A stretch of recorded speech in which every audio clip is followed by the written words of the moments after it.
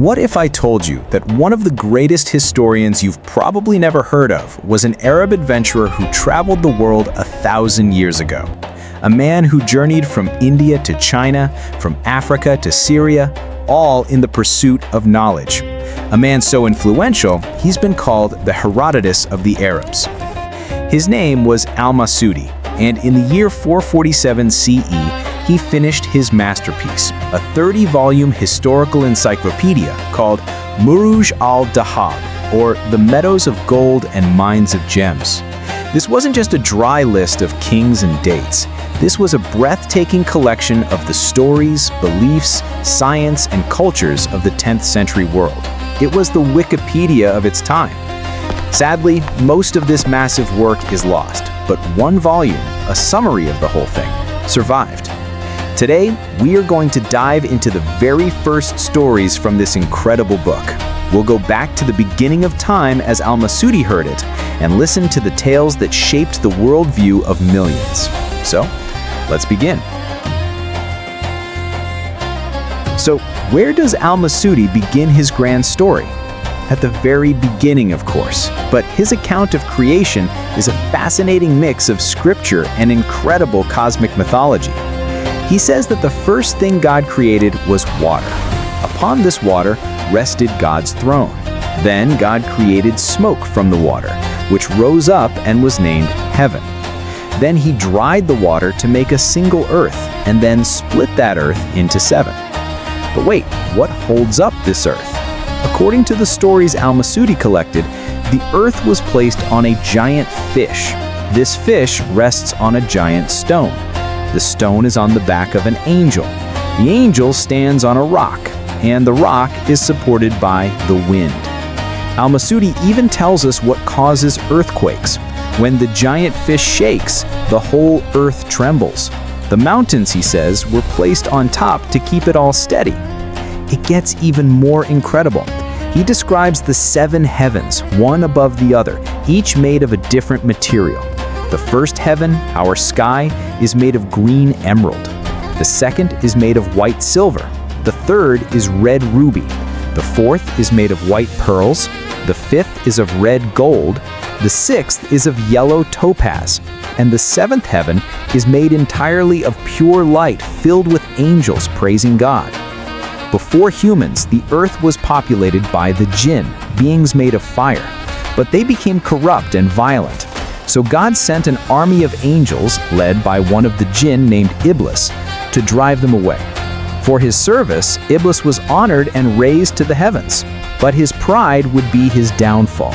When God decided to create a new guardian for the earth, he sent his angels to collect clay. The angel of death brought back black, red, and white earth. And this, al-Masudi explains, is why the children of Adam are of different colors. God shaped this clay into a man, Adam, and commanded all the angels to bow. Everyone bowed except one, Iblis. He declared, "I am better than him. You created me from fire and him from clay." For this act of pride, he was cast out, becoming the ultimate enemy. After creating the universe and the first man, al-Masudi's story moves to the first family, Adam and Eve, or Hawa. They lived in paradise, but after their famous mistake, they were cast out and separated. Adam, he says, was placed on the island of Serendib, which we now call Sri Lanka. Eve was placed in Jeddah, in modern-day Saudi Arabia. And the leaves from paradise that Adam used to cover himself, the wind blew them across India. And that is why, according to this story, India is so rich in perfumes and spices. Adam and Eve eventually found each other again at a place called Arafat, near Mecca. They had children, first a boy, Cain, or Kabil, and his twin sister. Then another boy, Abel, or Habil, and his twin sister. And this is where we see the first great tragedy. Abel, a shepherd, offered his best animal as a sacrifice to God. Cain, a farmer, offered his worst crops. God accepted Abel's sacrifice, but not Cain's. Filled with jealousy, Cain killed his brother in the desert near Damascus. But after the crime, Cain was lost. He didn't know what to do with the body. He carried his brother on his back, wandering aimlessly. Then, God sent 2 ravens. They fought, and one killed the other. The victorious raven then dug a hole in the ground with its beak and buried its foe. Seeing this, Cain was struck with horror and shame, realizing that even a bird knew more about dignity than he did. He finally buried his brother. Al-Masudi even includes a heartbreaking poem, which he says was composed by Adam in his grief. The country is altered, and all that is in it. The whole earth has changed for the worse. My lot is to shed tears, for Habil rests in the grave. After this tragedy, God promised Adam a new successor, a son who would carry a special light of prophecy. This son was Seth, or Shith. And according to al-Masudi, this divine light was a physical sign, a glow on the forehead, passed down from one chosen prophet to the next. The book then races through the generations, retelling the stories of the great patriarchs, but often with unique details. We hear of Noah, or Nu, and the flood, and how the ark came to rest on Mount Judi, near modern-day Turkey.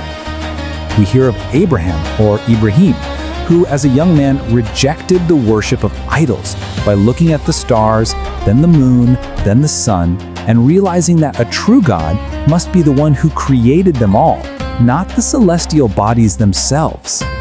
Then comes the familiar succession, Ishmael, or Ismael, and Isaac, or Ishaq, Jacob and his 12 sons, and of course, Joseph, or Yusuf.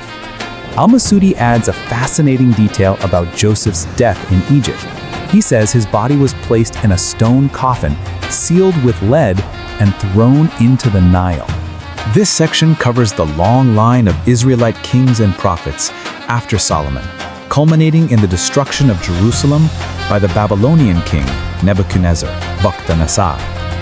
Now, after this long history, al-Masudi discusses a period that many histories gloss over. He calls it the Fatra, the interval of time between Jesus and the Prophet Muhammad. And for him, this wasn't an empty time. It was filled with wise men, saints, and strange events. He tells the story of Khalid bin Sinan, a prophet in Arabia who battled a living fire that was terrorizing the people. He took a club, shouted, "Begin, begin, every grace from God we win," and beat the fire until it was extinguished. He tells the story of the people of the pit, the Christian martyrs of Najran in Yemen, who were thrown into burning trenches by a Jewish king for refusing to renounce their faith. What's incredible is how he includes figures from so many different traditions in this era. He mentions St. George and the 7 sleepers of Ephesus, stories central to Christianity. This shows us how interconnected the world of stories was even 1,000 years ago. He ends this period with the story of Waraka bin Nawfal, the wise Christian uncle of Khadija, the Prophet Muhammad's first wife. Waraka had studied the ancient scriptures, and upon hearing of Muhammad's first revelations, he immediately recognized him as the next prophet in the long line he had studied. This serves as the perfect bridge from the old world to the new one that was about to begin. So friends, from the creation of the universe on the back of a fish to the stories of prophets and the wise men who lived between eras, this is just the beginning of al-Masudi's incredible journey through history. In the rest of his book, al-Masudi takes us on a tour of the entire known world: India, China, the kingdoms of Africa, the Romans, the Persians, and of course the rise of the Islamic civilization. If you want to hear more stories from this amazing lost masterpiece, let me know in the comments below. And tell me, what was the most surprising story you heard today? If you liked this video and learned something new, please hit the like button, share it with your friends, and subscribe for more amazing deep dives into history. Until next time, stay curious.